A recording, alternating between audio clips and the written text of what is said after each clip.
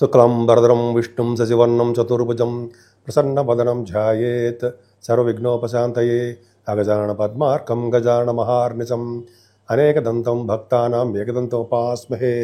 ఓం గం గణపతయే నమః. ఓం శ్రీమాత్రే నమః. ఓం శ్రీ గురుభ్యో నమః. ఈ టీవీని వీక్షిస్తున్నటువంటి ప్రేక్షకులందరికీ కూడా పేరు పేరున నా హృదయపూర్వక నమస్కారాలు. ఇప్పుడు మనం జూన్ 1వ తారీఖు నుంచి జూన్ 30వ తారీఖు వరకు కూడా ఈ 12 రాశుల వారికి ఎలా ఉండబోతుందో తెలుసుకుందాం. దానికంటే ముందర నా పేరు వాడరేవు ఆదినారాయణరావు శర్మ.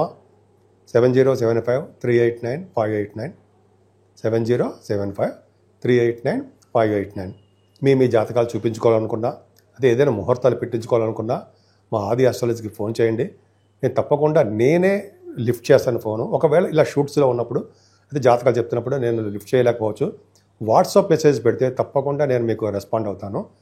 సో తప్పకుండా మీకు రెస్పాండ్ అవ్వడమే కాకుండా మీకు జవాబులు కూడా చెప్తూ ఉంటాను. మీకు ప్రాబ్లమ్స్ ఉంటే చెప్తూ ఉంటాను. కర్కాటక రాశి వారికి కుజబుధులు మీ రాశిలో ఉండడం వల్ల సర్వదా శ్రేష్టమే. ఇద్దరు కూడా కుజుడు మీకు నీచ స్థితిలో ఉంటాడు. కుజుడు నీచ స్థితిలో ఉండము, రాహుకేతుల మధ్యలో ఉండిపోవడం వల్ల కొద్దిగా ఈ ముగ్గురు ప్లానెట్స్ కూడా మీకు అద్భుతమైన ఫలితాలు మాత్రం ఇవ్వరండి. కానీ కుజబుధుల వలన బుధుడు కూడా పక్కన ఉండడం వల్ల 23rd ఆఫ్ ది జూన్లో ఉండడం వల్ల కొద్దిగా మీ రాశి వాళ్ళకి 23వ తారీఖు నుంచి కొద్దిగా గొప్ప బాగుండడం అంటే మీకు డాక్టర్స్ వృత్తిలో ఉన్నవారు కానీ, మంచి బాగా మేధస్సు కలవారు కానీ, మేధస్సు కలవారు మీరు, పైగా ఎదుటి వాళ్ళకి హెల్ప్ చేసే తత్వంలో ఉన్నవారు, చాలా అద్భుతమైన ఫలితాలు మీకు బాగా ఉన్నాయి. భయపడాల్సిన అవసరం లేదు. తెలివిగలవారు, ఎక్కువగా ప్రజాసేవ చేసుకుంటూ ఉంటారు. అంతేకాదండి, కుజుడితో కలిసిన కేతు ఉన్నాడు సార్ ద్వితీయ భావంలో, మీకు బాగా ధనప్రాప్తి కలగడానికి అవకాశం ఉంది. చదువులో చిన్న చిన్న ఆటంకాలు వస్తాయి, కానీ ధనప్రాప్తి ధనం మాత్రం శుభ్రంగా బాగా మీకు వస్తుంది. కుటుంబంలో కూడా మంచి పేరు ప్రఖ్యాతులు తెచ్చుకుంటారు మీరు. అద్భుతం. అలాగే ముఖవర్చస్సు చాలా బాగా పెరుగుతుంటాయి. మీకు కంఠధ్వని కూడా పెరగడము, ముఖవర్చస్సు పెరగడము, అన్నింటిలో రాణించడము. కాకపోతే అంటే మీ చెల్లెళ్ళకో తమ్ముళ్ళకో కొద్దిగా చిన్న ప్రాబ్లమ్స్ వస్తుంటాయి, హెల్త్ ఇష్యూస్ రావడానికి అవకాశం ఉంది. అయితే మీరు ప్రయాణాలు చేస్తున్నప్పుడు కొద్దిగా ఆలస్యం అయిపోవడము జరుగుతూ ఉంటుంది, చికాకులు కోపాలు జరుగుతుంటాయి. కానీ మీ చదువు విషయంలో చెప్తారా, చదువు విషయాలు అంటారా, చదువు అద్భుతమైన చదువు వస్తుంది. ఎందుకంటే గురు ప్రభావం వల్ల చక్కటి చదువు మీకు విద్య వస్తుంది. కష్టపడి చదవాల్సిందే. అంతేకాకుండా మీ తల్లిగారి యొక్క ప్రేమాభిమానాలు చాలా నిండుగా మీకు బ్రహ్మాండంగా ఉంటాయి. అంతేకాదండి, సంగీతం మీద బాగా ఇష్టం కదండి మీకు, అవునా? సంగీతంలో మీరు బాగా మేటి అనిపించుకుంటారు. కొంతమంది డైరెక్టర్స్ ఉన్నారు, సినిమా డైరెక్టర్స్ ఉంటారు, సంగీతంలో బాగా నేర్చుకుంటారు మీరు కదా, వాళ్ళకి చాలా అద్భుతమైన ఫలితాలు ఉంటాయి. అవకాశాలు వెతుక్కుంటూ వస్తాయని సందేహం లేదు. గురు ప్రభావం కదా, గురుబలం. అంతేకాదండి, మీకు రైతులు కూడా ఉంటారు. రైతులకు కూడా ఈసారి ఈ నెల మొత్తం కూడా వాళ్ళకి నష్టం రాదండి, ప్రాఫిటబుల్గానే ఉంటారు వాళ్ళు.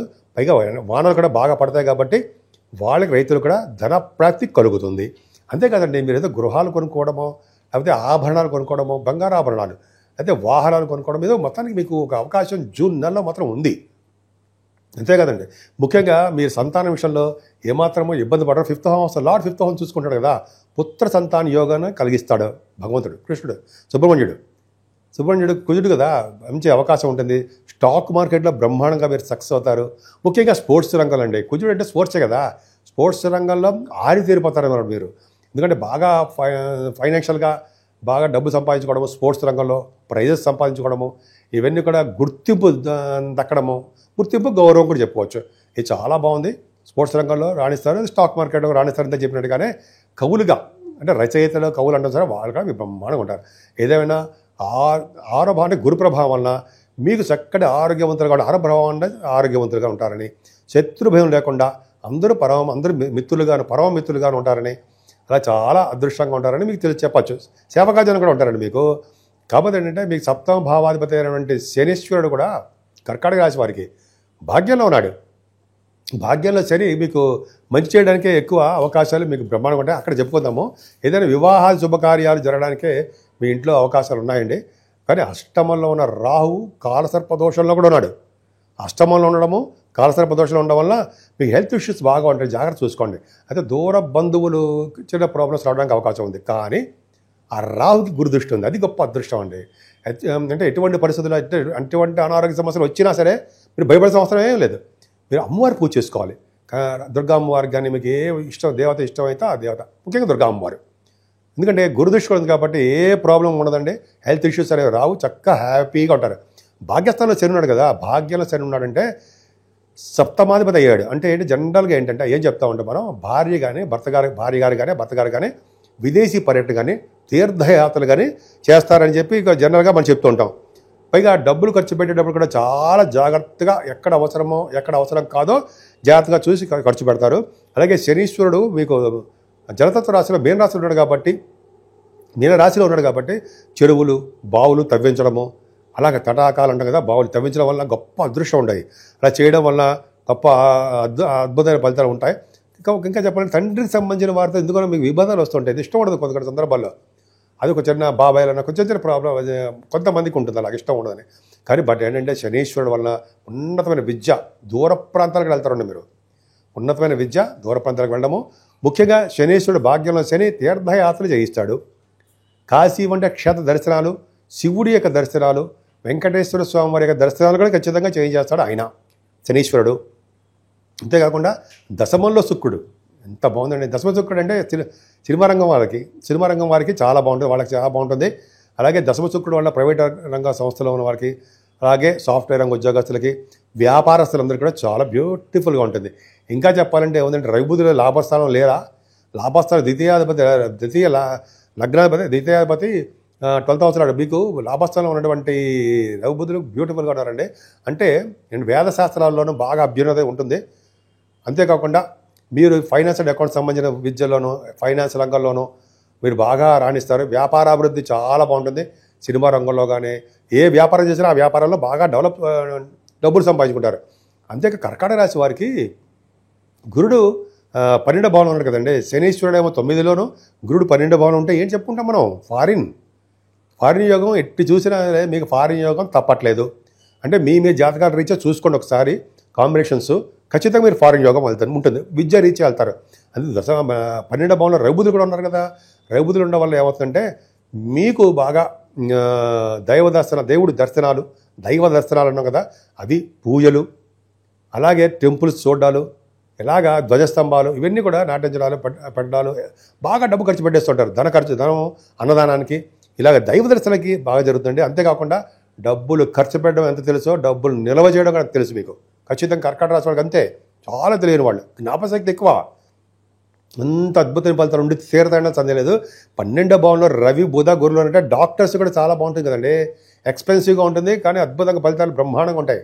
రవిబుధులు కారణం ఏంటంటే రవిబుధులు 12వ భావంలో మిథున రాశిలో ఉన్నారంటే వాళ్ళ అర్థం ఏంటంటే తెలివైన వారని, జ్ఞాన సంపద కలవారని, అంతేకాకుండా మ్యాథమెటిషియన్స్ను, గణిత శాస్త్రజ్ఞులు గాను, ఆడిటర్స్ గాను, అంతేకాకుండా డాక్టర్స్, వీళ్ళందరూ కాంబినేషన్స్ ఇవే చూస్తాం కదా. 12వ భావంలో ఉండడం వల్ల ఎక్కువ డబ్బులు ఖర్చు పెడుతుంటారు, ఫారిన్ వెళ్తుంటారు. సో ఈ విధంగా మీకు ఒక అద్భుతమైన ఫలితాలు ఉన్నాయి. ముఖ్యంగా కాలసర్పదోషంలో రాహుకేతులు ఉండడం వలన మీరు మన కాళహస్తి అంటాం చూసారా, కాళహస్తి వెళ్ళడము, రాహుకేతులు పూజ చేయించుకోవడము.